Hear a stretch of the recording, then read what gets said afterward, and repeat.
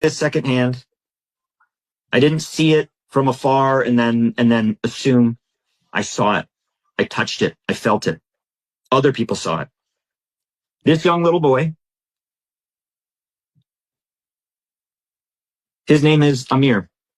I know that because when he walked over from the crowd of people, he walked toward me. There was two of us standing there, two UG Solutions guards standing in that area, and he was walking towards us, and we thought maybe he was hurt or maybe he was asking for some more food because all he had in his arms was a small bag of rice, half a bag of flour, some lentils that he had picked up from the ground. He didn't have much. And we thought maybe he was asking for more food or maybe he was hurt. And we notioned him over, and he came up and he extends his right hand at us. And so I kind of walked up to him and waved him over. And the guy standing next to me, this young boy, holds his hand and he kisses it. And then he comes to me and he holds my hand and he kisses it.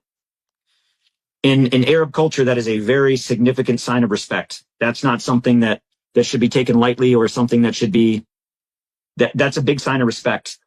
And we were taken aback by that. The gentleman that was standing next to me was also a military veteran, combat veteran. So he's been to Afghanistan, Iraq, and he was moved by it. He was touched. I was touched. And as he was standing there, we were both looking at him and he was very emaciated. He had no shoes on. His pants were tattered. He had a kind of a rope or string holding his pants up. Filthy. Probably hasn't bathed in months. Probably hasn't eaten in days. And oh, by the way, when they walk 8 to 12 kilometers to get to these sites, the Gaza Humanitarian Foundation mechanism provides no water. Zero. Not a single bottle. Because it's too expensive. Distributing water weighs so much that it breaks down the profit per cost per truck. That's a fact. Because I asked why, and I was given a lesson in it. This is why. It's too expensive. So we give them no water. All of their food, by the way, requires water to cook it. Rice, lentils, beans, flour. You gotta have water. So what we're giving them, I don't know how they're eating it, but he's standing there and I put my arm on his left shoulder, and I look at him and I can feel the bones in his shoulder. I can feel the weakness in his arm. I can feel the vulnerability. I can feel the desperation. And I look at him and I got down on my knees, or I'm looking at him in the eyes. And then I say to him, I said, people care. America cares. You're not going to be forgotten. People in the world care. And he doesn't speak English and I don't speak Arabic. But the connection we had in looking at each other, he felt for the first time in a long time that there was someone that cared. And I got down on a knee and he came to his level, and the items he had in his hand, he sets them down on the ground, and he raises his hands, and they're small, fragile. You can see bones sticking, just the bones through the skin.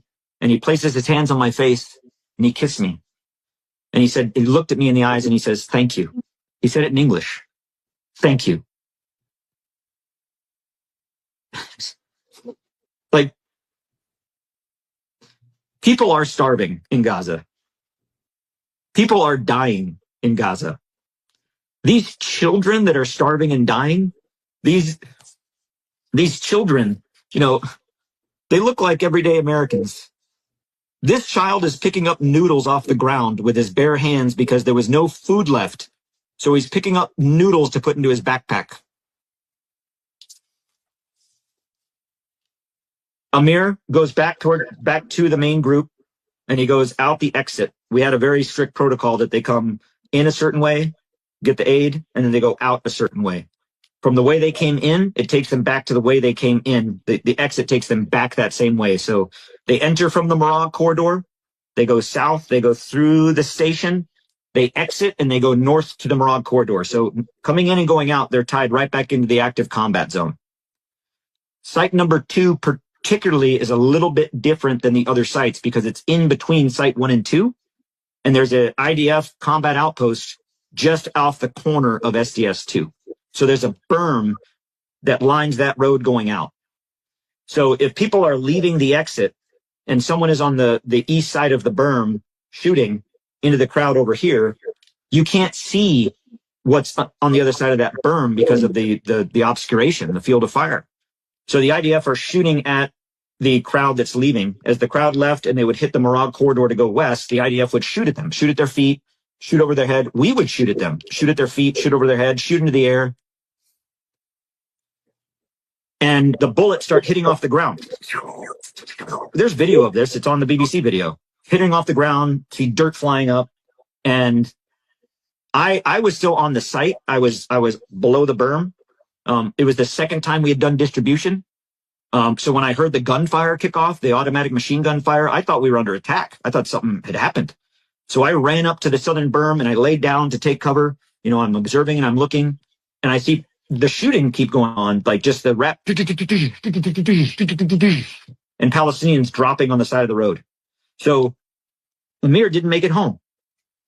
He walked 12 kilometers to get some food, picked up scraps off the ground, because that's all that was left, because the 8-minute mayhem took all of the food. And by the time he got there, walking with no shoes, hungry and tired, the only thing left for him was to pick up some remnants off the ground.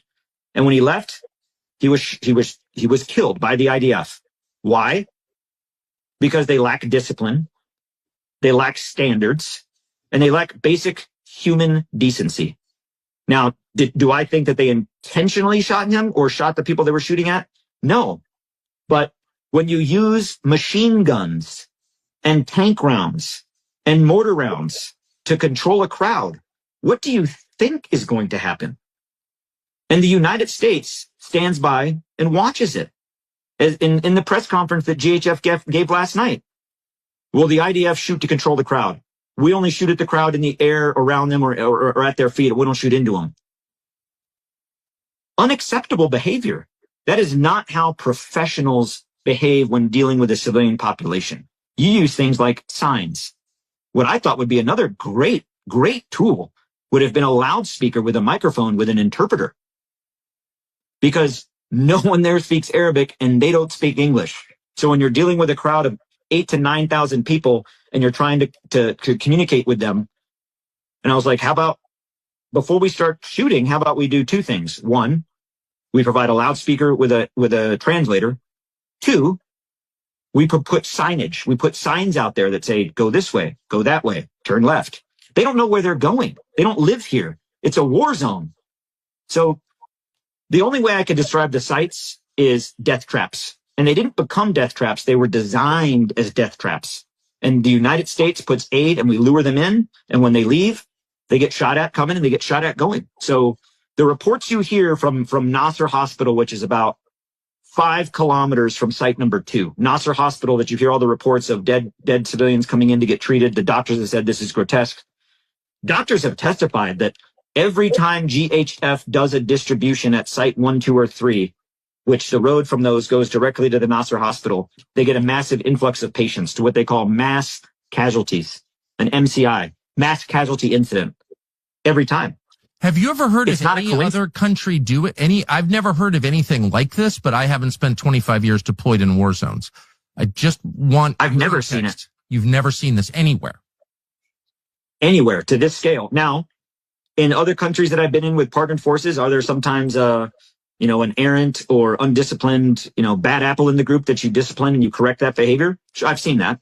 At this scale, to where it's widely accepted, but then to also the fact that the UG Solutions contractors also do it under the guise of, well, the IDF do it, so we're fine with doing it.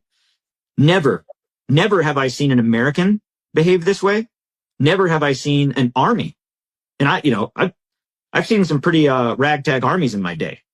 And never have I seen this level of depravity and just disrespect for human dignity. And the word I keep using, because it's the only way I can describe it, is because America is giving tax dollars to it. It's un-American.